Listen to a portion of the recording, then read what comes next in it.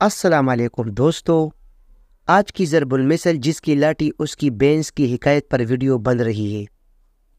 مطلب اور استعمال: طاقتور ہی کا سب کچھ ہے۔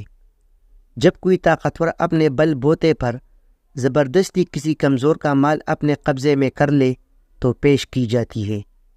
اس مثل کے وجود میں آنے کا سبب ایک دلچسپ حکایت ہے جو اس طرح پیش کی جاتی ہے کہ ایک بار کوئی شخص بازار سے ایک بینس خرید کر اپنے گھر کی طرف جا رہا تھا۔ راستے میں سنسان جنگل پڑتا تھا۔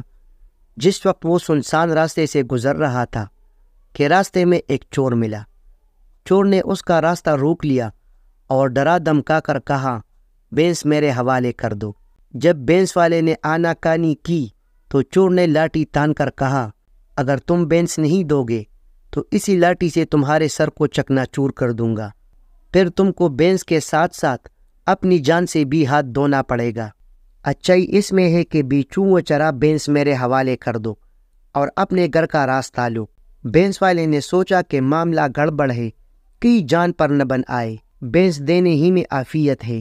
اس نے بینس کو چور کے حوالے کر دی اور نہایت عاجزی و انکساری سے کہا، اب یہ بینس آپ کی ہے، راستہ سنسان ہے، اگر تم مجھے اپنی یہ لاٹھی دے دو تو میں اس کے سہارے اپنے گھر تک پہنچ جاؤں گا۔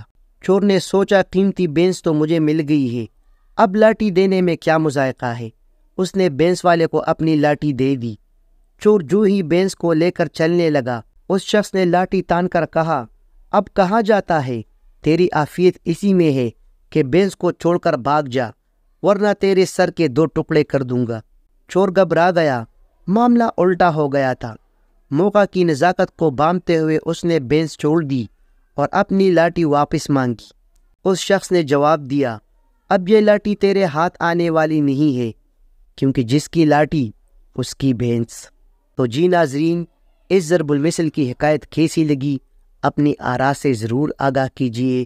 اپنا ڈھیر سارا خیال رکھیے۔ خدا حافظ۔